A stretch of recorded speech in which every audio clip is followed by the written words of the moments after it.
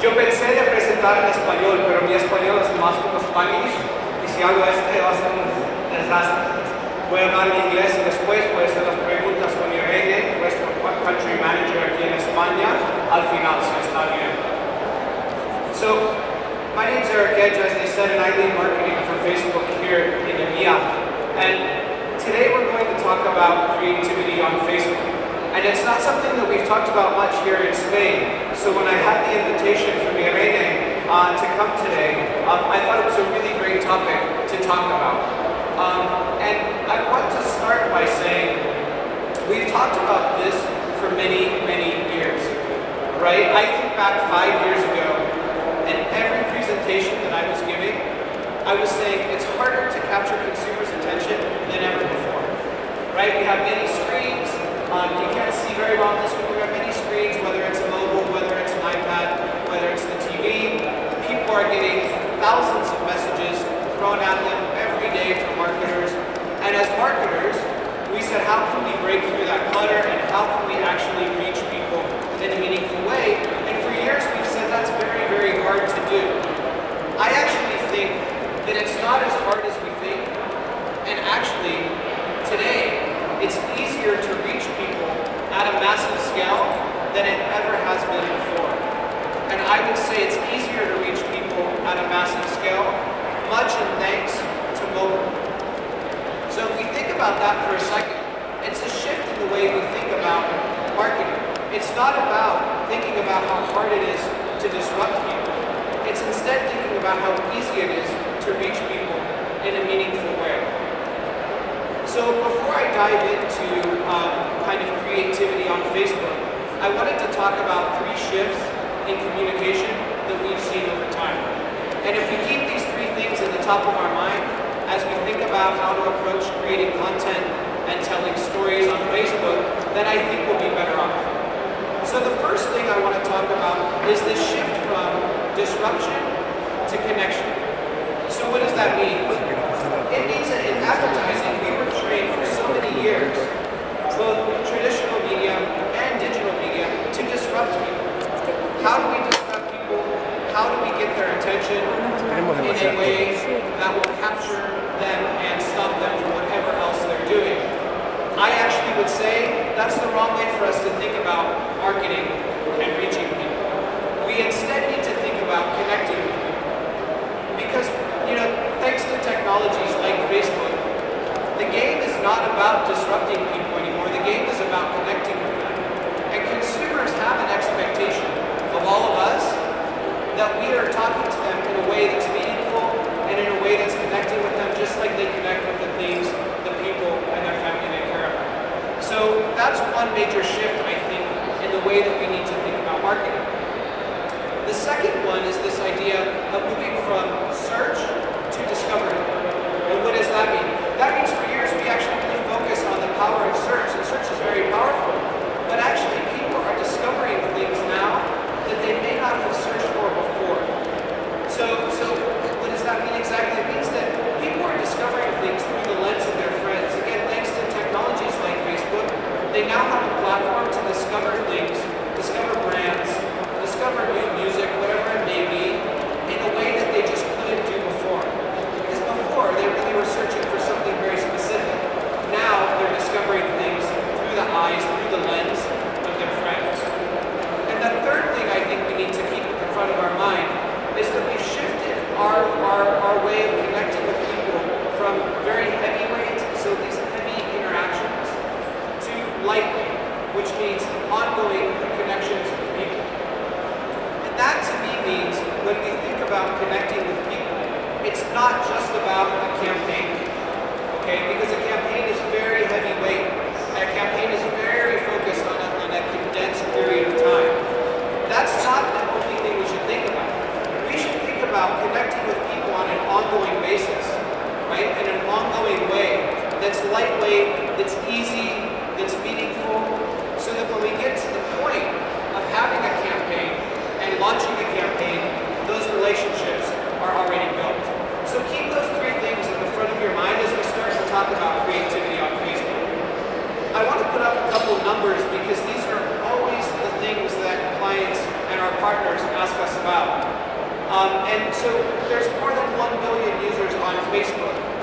18 million here in Spain. 5.5 billion stories are told every single day on Facebook through things like liking and commenting. And in newsfeed, there's 180 billion story impressions. Now, I put this number up there because in my mind, I can't even think about what 180 billion means. That number's huge. It just makes no sense to me. But the reason I put this up here is because we are all so often focused on the numbers, and I would say that that's fine, but if you don't get creativity in your content right from the beginning, you will never unlock those amazing numbers and that amazing reach that you can have on Facebook. So don't get sidetracked. Don't let the numbers distract you from actually doing what you do best, which is tell a story, create good content, and connect with people. So I'm going to go through 5 different kind of principles for success on creating really good content on Facebook. And as I go through these, you're probably going to think, okay, Eric, this is so obvious. Why are you telling us to do these things that are way too obvious? But the reality is, as we work with our clients, we actually see that some of these things that seem very obvious are actually not happening as much as they should be. So I would ask that each of you take a moment and step back from your brands that you work with, look down on them for a second and say, be very honest with yourself and say, am I really, really doing these 5 things? And if you are, awesome. If you're not, think about how you might do these with your brands. So the first thing is be authentic. Be authentic in my mind can mean 2 things.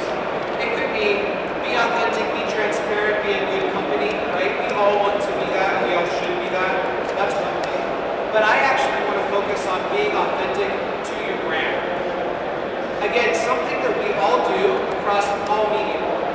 We're always creating content and telling stories that are authentic to our brand. That should be no different on Facebook.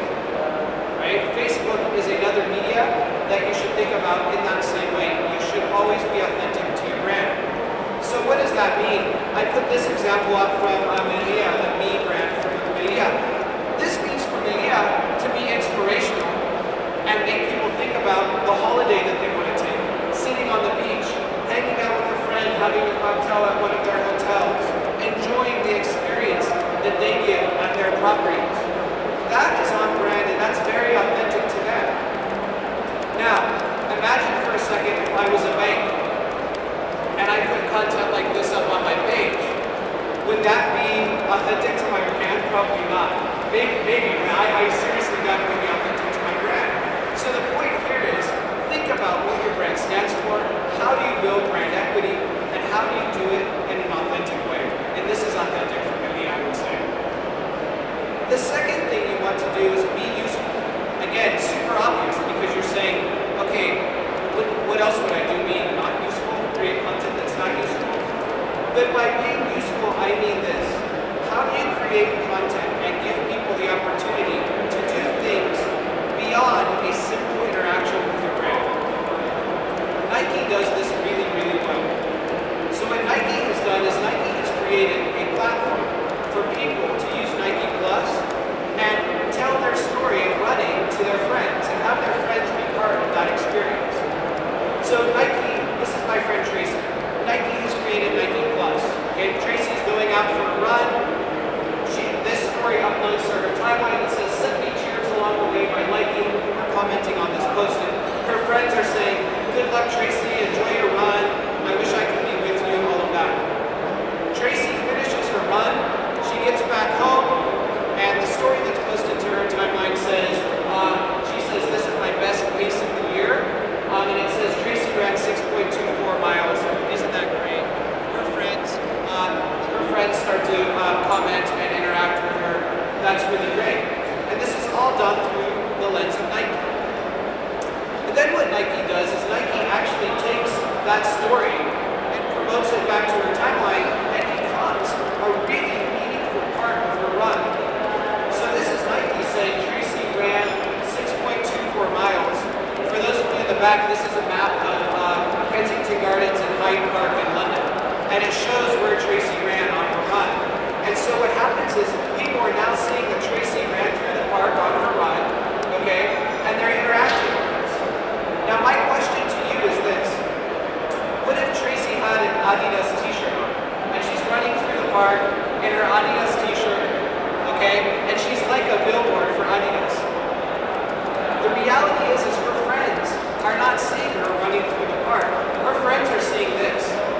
so while she may be running with an Adidas t-shirt on, what Nike has done so brilliantly is Nike has associated themselves with Tracy's run and has inherently become a part of it.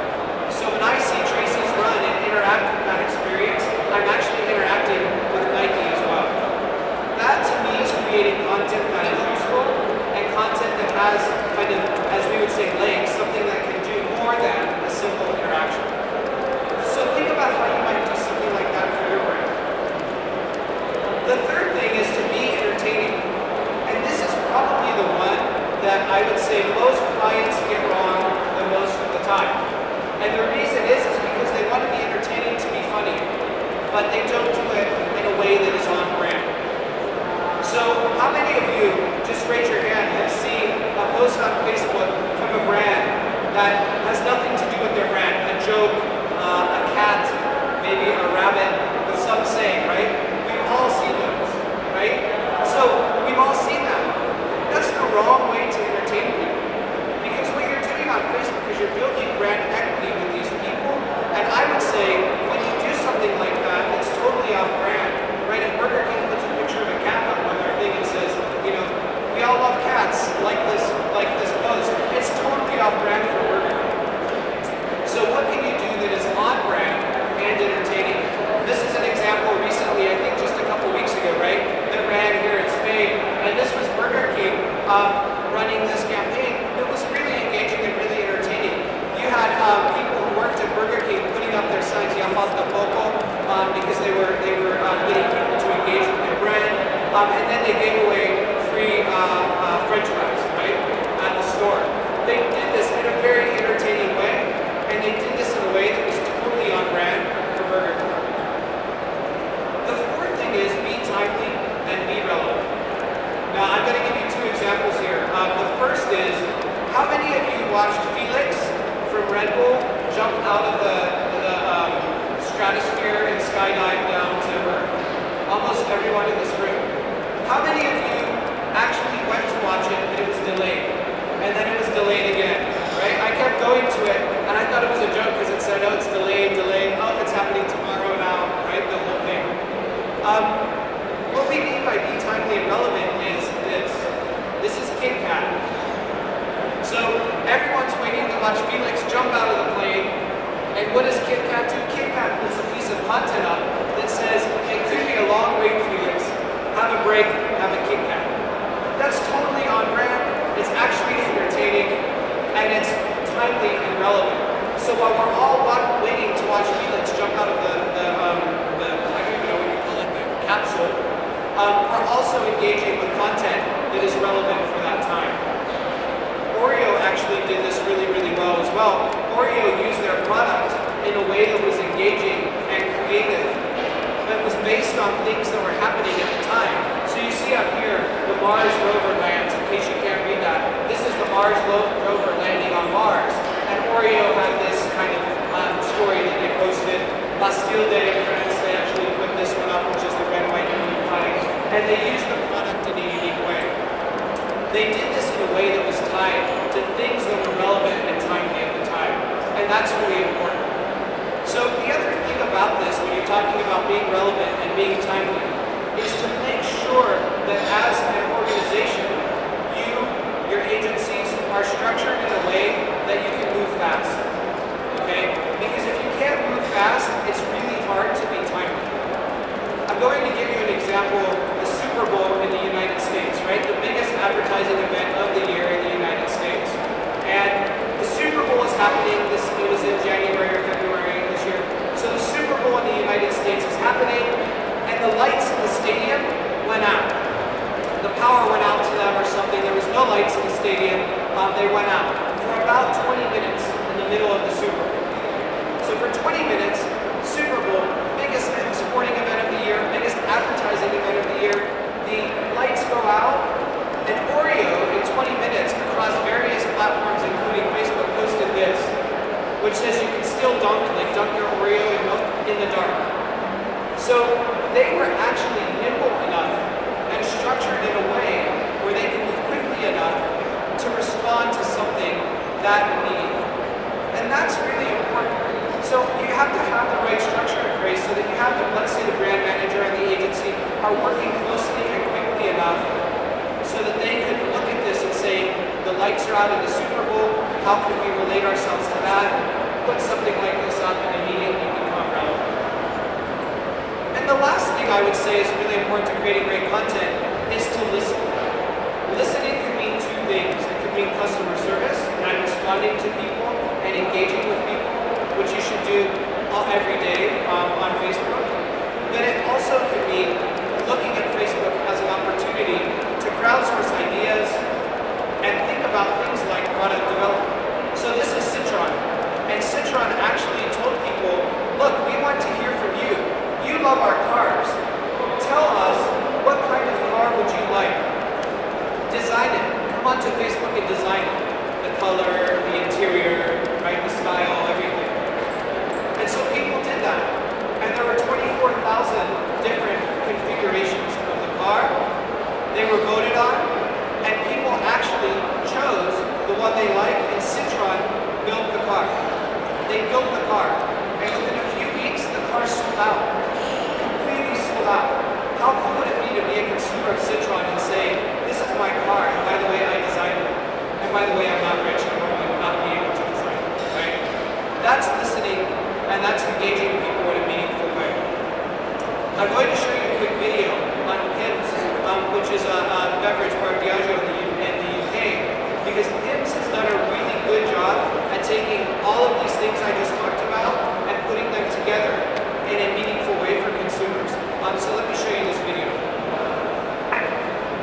Pims has been at the fabric of Britain since the 1860s, when it was first invented by James Pym. It was designed to go with oysters and was based on gin and a mix of fruits and herbs and other secret ingredients. People who drink Pims are inherently social.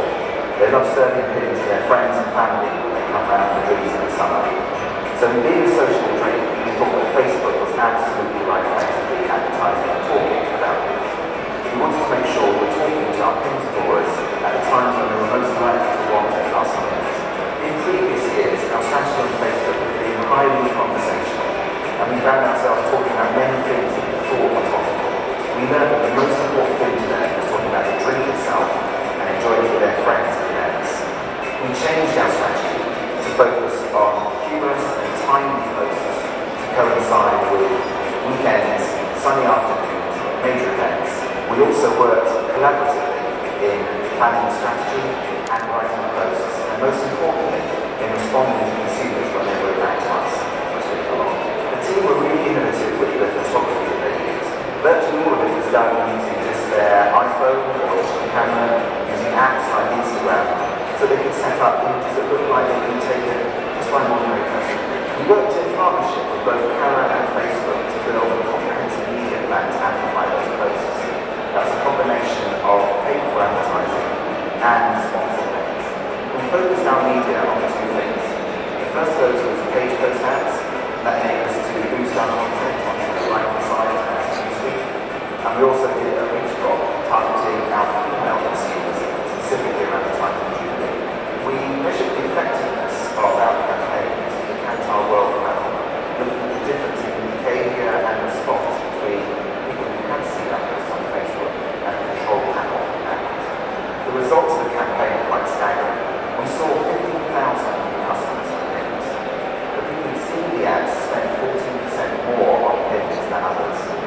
We reached 20% of the online adult population above the age of 18. But most importantly of all, we achieved a 5 times ROI on these investments.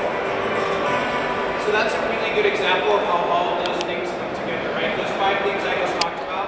Pims did that in a really powerful way, and at the end of the day, it paid off with some great results. So as we think about creativity on Facebook, one of the key things to remember is the experience, or the way that people are experiencing your content and your stories is the same way they're experiencing content from their friends, from their family, and from the things they care about. So this is an example of a friend of mine, Richard, who was lying on the beach. This post came up in my newsfeed. He's lying on the beach. He took this picture and it says 9 to 5, you know, like the working day, and he put this great copy up, and people engaged with it. And I thought it was a really great story that I saw in my newsfeed. Now, this can actually be a story from a travel brand, right? They can use a rich image like that, copy that, could engage me just the same if it came from, let's say, a travel brand. So as you think about your content, are you creating content that's more like this, that will engage me the same way my friends and family are, and that will do it in a meaningful way? You know, maybe it's through great imagery that you see in your newsfeed. Whatever it is, you want to make sure that you're doing it in an engaging way. This is the last picture I'll show you of my twins, I promise. But the reason I want to show you this is because newsfeed is such an important place for us that we at Facebook are putting resources continually to make newsfeed the best and the most richest place for people to engage with content, both from their friends and family and from brands on Facebook. So this is the old newsfeed. You probably saw about a month and a half ago now. We actually did this and made newsfeed a much more rich and engaging place to experience content and experience stories. I'm going to show you a quick video that shows some background on why we actually made some of these changes to newsfeed and why newsfeed is such an important place for all of your stories to be seen as brands. So when we talk to people about how we can make their newsfeed better, one of the things that we heard over and over again was a newsfeed is cluttered. So this is a little bit of a spring cleaning for us. First thing that you're going to notice when you come to your newsfeed is photo stories, which we've taken from these tiny little thumbnails and really blown them up. You have these rich previews of articles that your friends have shared, or maps that show the restaurant that they checked in at last night. You know, every single story that you see in the newsfeed has been completely redesigned, and yet hopefully it still carries the essence of what makes that story important.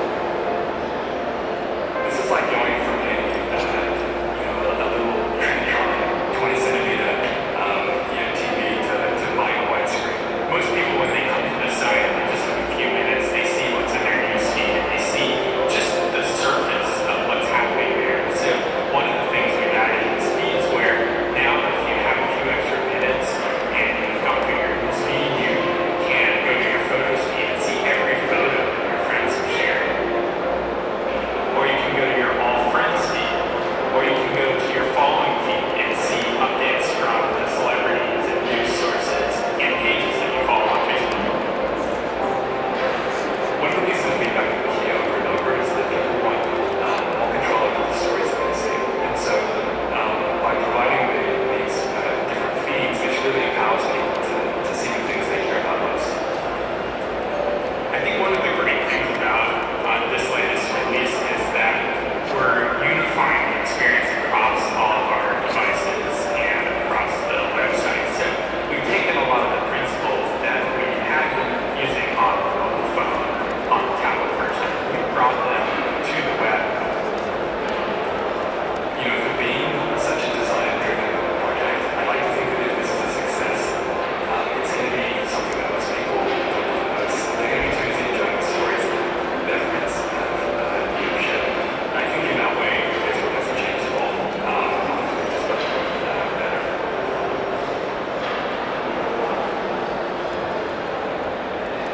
So that's the new experience that you see in newsfeed, and I would say for marketers, think of this, think of Facebook, think of how you position yourself in newsfeed as a blank canvas.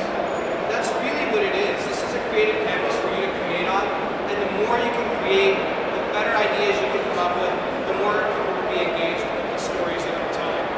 And you know, this can take many forms, but you have brands that are showcasing products in an amazing way in newsfeed, like let's say Burberry, and Burberry's amazing shots of their product, or let's say BMW and the way they're shooting the car and giving you this great look at one of their new cars, or even Red Bull and the way Red Bull is actually using extreme sports to show you images and video and engage with that in a really great way in newsfeed. This is the canvas that you're creating on, so think about how you combine the art of what you do well, which is telling stories, with the science behind marketing on Facebook. It's really about art and science, just like any other medium. I want to talk for a minute about Fab. How many of you visited Fab here in Europe? So Fab's really great, right? Fab's actually the fastest growing e-commerce company of all time.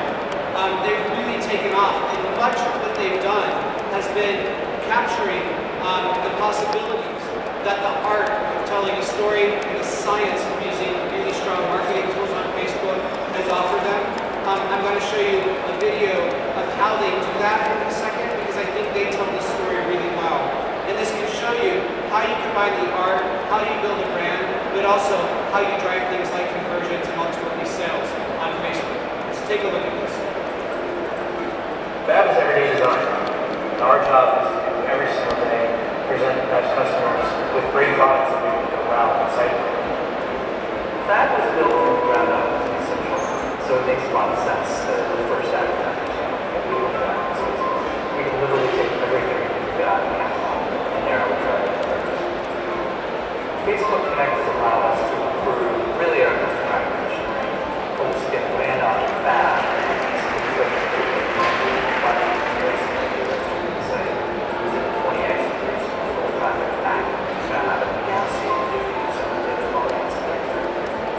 I, as a fan, would say, find a product that resonates with me and is practically magical.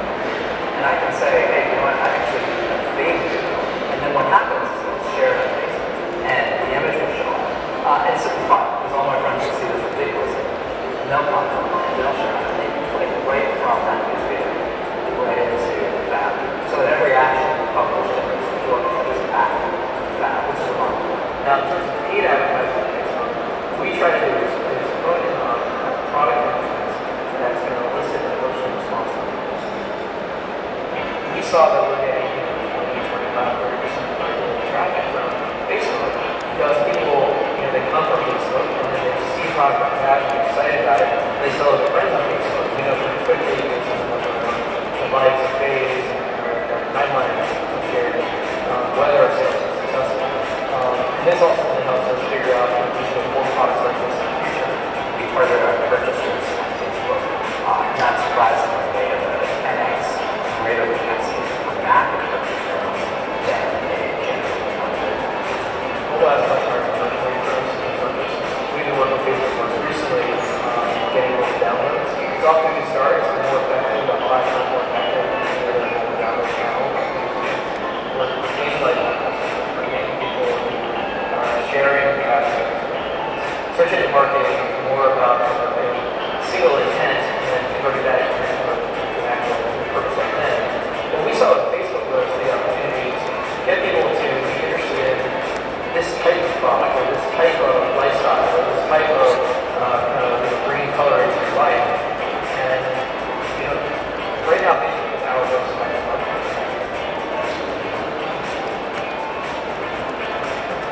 So that's Fab, and that's how they combine the art and telling a story in a really creative way with the science that is marketing behind Facebook.